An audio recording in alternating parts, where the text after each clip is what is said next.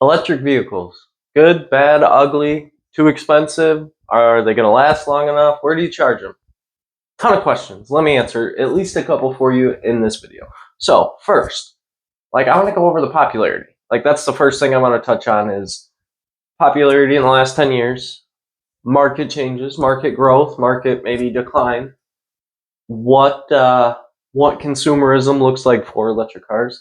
But then after that, I want to touch on cost of lithium ion, cost of electric vehicles themselves, cost of maintaining, repairing versus a combustion engine.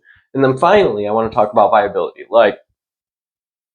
It is on the roads. They're already on the roads. It's 10 or 8% of the vehicles on the road right now are electric cars, but we're going to get into them statistics.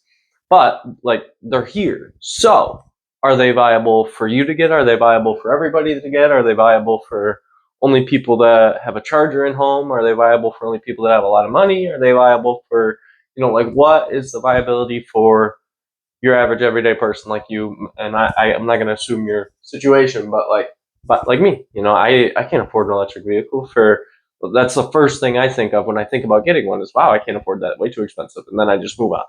But is that the case? Or are they becoming more affordable? Are they becoming more realistic? Is competition driving that price down? So let's get into that. Popularity. Searches for electric vehicles have gone up over 110% in the past 5 years. So that's on Google, straight from Google Search Analytics. In the last 5 years, not just 10%, they weren't at 100%, 110% the searches have went up over the past 5 years for just electric vehicles. That's insane. That's a lot of people looking for electric vehicles. It's something like 6 million searches a year. Beside the point, electric vehicle sales have increased from 1% of the total vehicle sales market.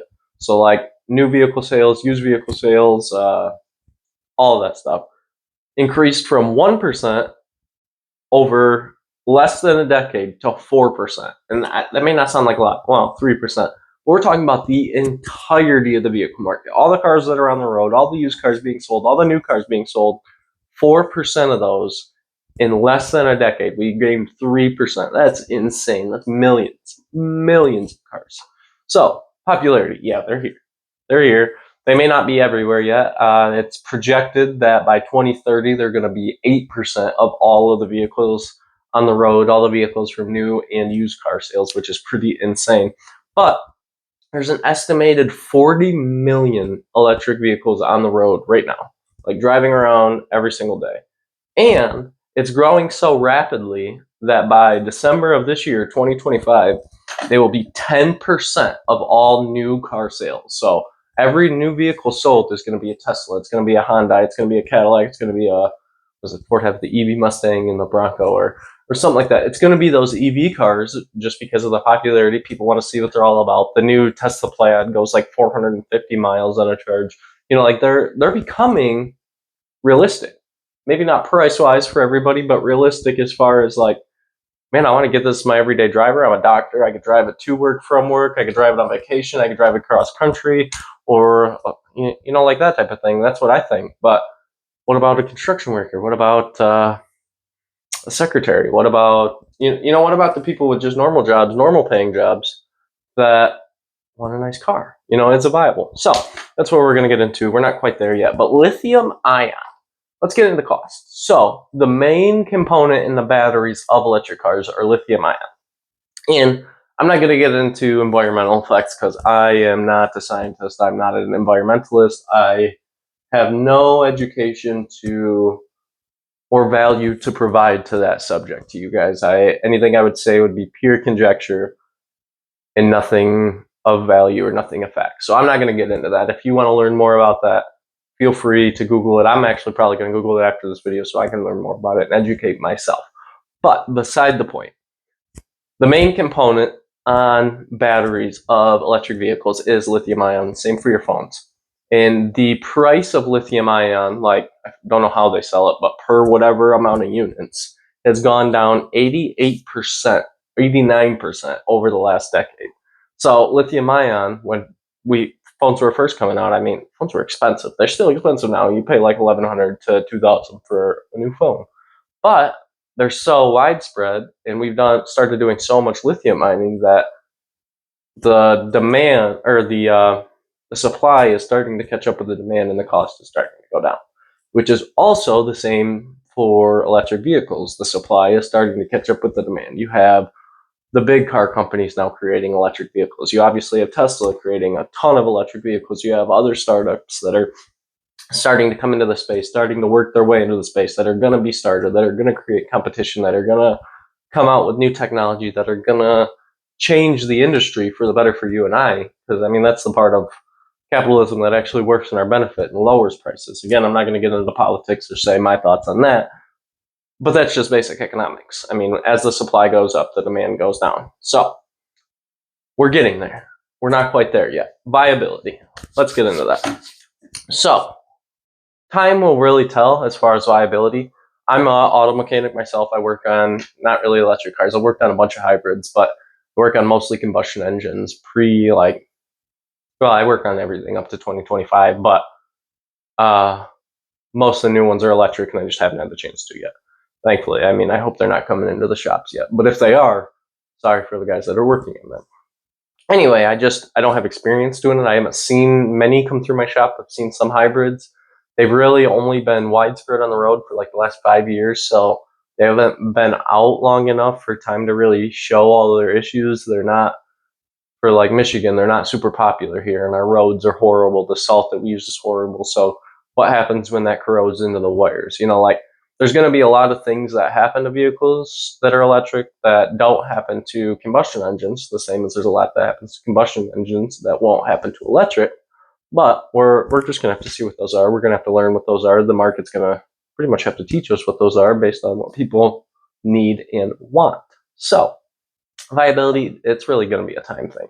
I can't do anything but give an opinion there, and I think that they're probably going to be more viable than combustion engines, but they still have moving parts, they still have wheels, they still have suspensions, they still have all these things that would have to be serviced. So it's really going to come down to how long do the batteries last, and are they something that is replaceable for a decent cost? Because like an engine you can get from a junkyard or from a rebuild place, or a brand new engine, you have a lot of options. Whereas electric car batteries, you probably only get them from a couple people. I mean, I'm not sure, I didn't look that up, but I would imagine the market is pretty capitalized on as far as the people actually selling those big batteries or making those big batteries.